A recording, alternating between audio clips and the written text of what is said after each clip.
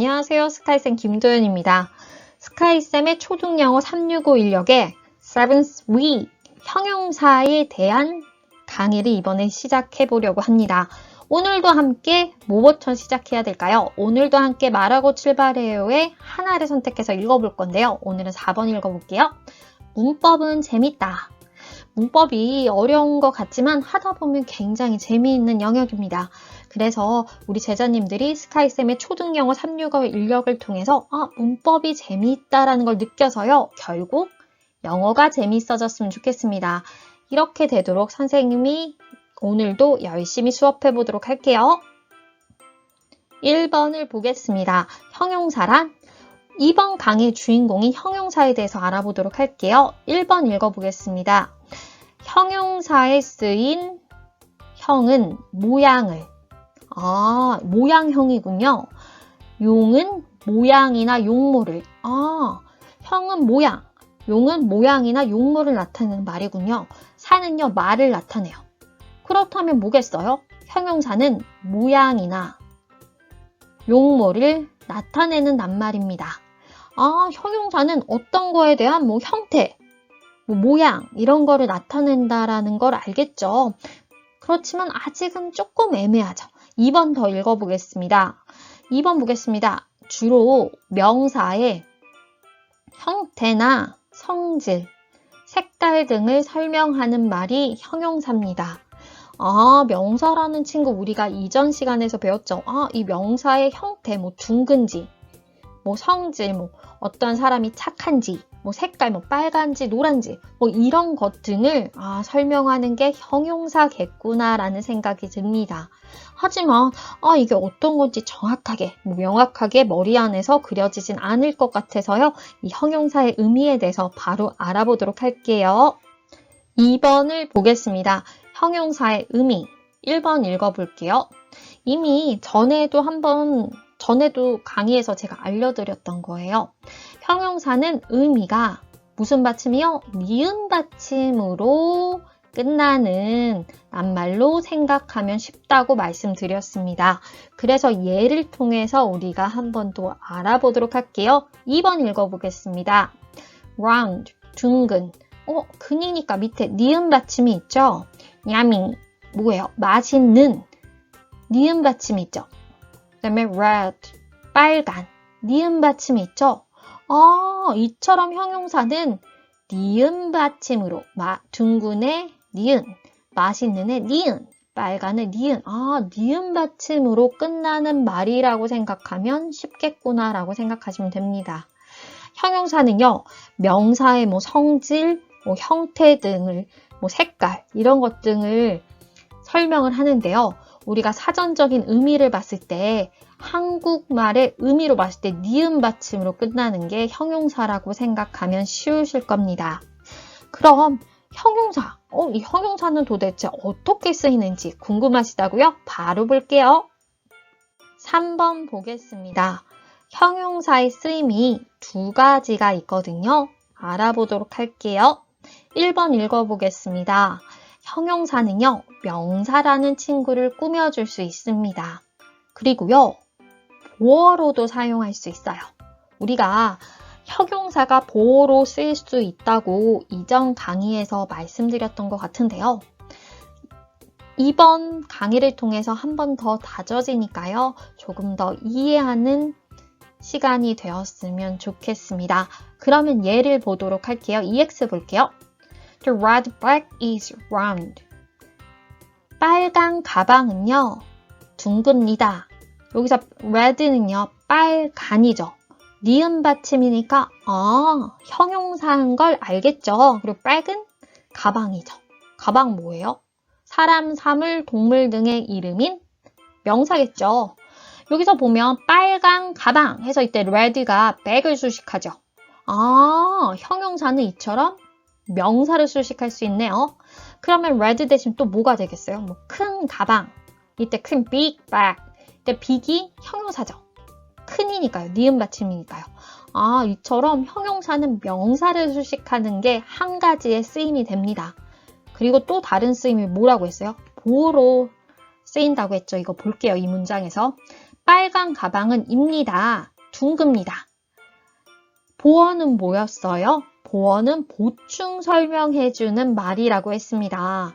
문장이 불완전해요. 그렇기 때문에 보어를 이용해서 문장을 완벽하게 만들어준다고 했습니다. 보어라는 친구가 보충 설명하는 거죠.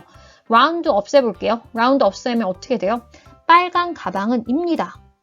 뭐가 입니다인지 뭐가인지 알 수가 없죠. 그래서 여기서 round라는 둥근이니까 뭐예요? 니은 받침이 있기 때문에 형용사죠.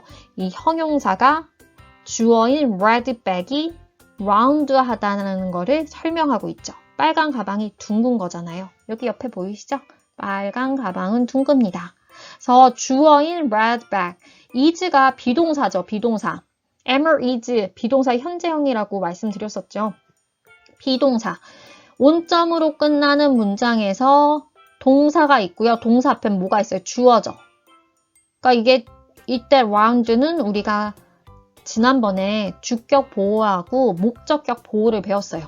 여기서는 red bag이라는 주어를 보충 설명해 주니까 round는 주격 보어가 되겠네요. 그래서 round란 형용사가 이렇게 보호로도 쓰일 수도 있구나 라는 걸 아시면 되고요. 우리 2번 이제 볼게요. 형용사가 명사를 꾸밀 때는 대부분 명사 앞에 위치합니다. 백이라는 명사 앞에 red라는 형용사가 왔죠. 명사 앞에 형용사가 와서 명사를 수식한다라고 생각하시면 됩니다. 그런데 꼭 형용사가 명사 앞에 위치하진 않아요. 그거에 대해서는 또 뒤에서 배워보도록 할게요. 4번 보겠습니다. 지시형용사를 볼게요. 지시형용사는요, 우리가 대명사편에서 지시대명사를 배웠잖아요. 그거랑 형태가 같아서요, 훨씬 더 쉽게 접근할 수 있을 겁니다. 그럼 1번 읽어볼게요. 1번 보겠습니다. 지시형용사는 지시대명사와 형태가 같습니다. this, these, that, those이고 명사를 수식합니다. this랑 this는요, 지시대명사 생각해봤을 때 뭐였어요? this랑 this는 가까운 것을 가리킨다고 했죠. 그리고 that이랑 those는 뭐였어요? 먼 거를 가리킨다고 했죠. 그래서 this랑 this는 이 정도의 뜻이고요. that이랑 those는 저 정도의 뜻이에요. 그리고 이거의 차이점은 또 뭐가 있냐면요. 이제 2번 볼게요. 그러니까 의미상으로는 this랑 this는 가까운 것을, that이랑 those는 먼 것이었죠. 근데 이게 뒤에 나오는 명사의 형태상으로도 또 이게 구분이 돼요. 그래서 2번 보겠습니다. 지시형 형사 중에 this랑 that은요, 뒤에는 수식하는 단수 명사가 와요. 형용사는 뭐라고 했어요? 명사 앞에 위치한다고 했잖아요. 결국 그 말은 뭐예요?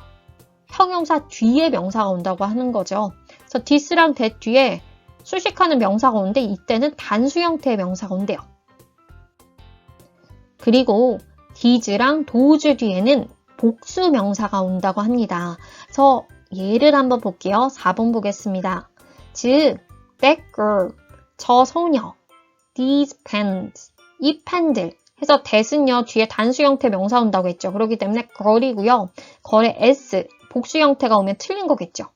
these 뒤에는요, 복수 명사가 온다고 했으니까요, pen이 오면 틀리죠. pens, s가 와야지, 복수 형태가 와야지 맞는 겁니다. 그래서 지시 대명사도 있지만 지시 대명사와 형태가 같은 지시 형용사가 있는데 that이랑 this 뒤에는 단수 형태의 명사가 오고 these랑 those 뒤에는 복수 명사가 오구나 라고 아시면 됩니다. 그러면 우리가 지시 형용사 배웠고요. 아까 전에 말씀드렸던 형용사가 명사 앞에 와서 수식하지 않는 경우 이제 알아보도록 할게요. 5번 보겠습니다. 형용사가요, 명사 앞에 오는 게 아니고요, 명사 뒤에 올 수도 있다고 합니다. 명사 뒤에 오는 경우 한번 볼게요. 1번 보겠습니다. 형용사는요, 명사 앞에 위치에 명사를 꾸며주는 게 기본적인 형태죠. 2번 보겠습니다. 그런데 body, 원으로 끝나는 대명사의 경우에는요, 형용사가 이 대명사 뒤에 위치해서 꾸며준다고 합니다. thing, body, 원으로 끝나는 대명사는 뭐가 있어요? something, somebody, someone, 또 뭐가 있어요? anything, anybody, anyone 이런 것들이 있죠. 이런 거는 형용사가 뒤에 온대요. 그래서 한번 3번 예를 볼게요. someone은요, 원으로 끝나는 대명사이기 때문에요.